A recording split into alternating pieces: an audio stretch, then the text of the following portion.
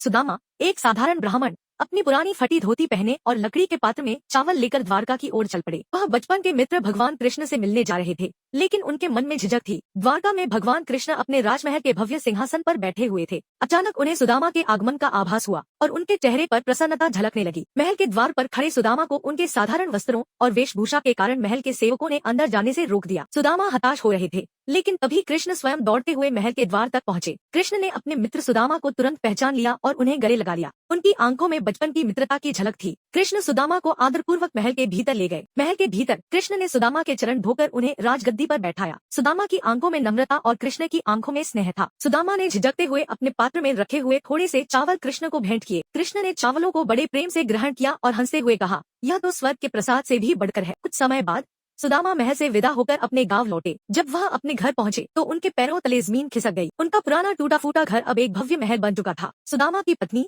जो अब नए वस्त्रों में थी, दौड़ती हुई उनके पास आई और खुश होकर बोली, यह सब भगवान कृष्ण की कृपा है। सुदामा ने यह सुनकर गहरी सांस ली। सुदामा ने आंखों में आंसू और दिल में कृतज्ञता लिए भगवान कृष्ण का स्मरण किया। उन्हें महसूस हुआ कि सच्ची मित्रता कभी धन दौलत की मोहताज नहीं होती।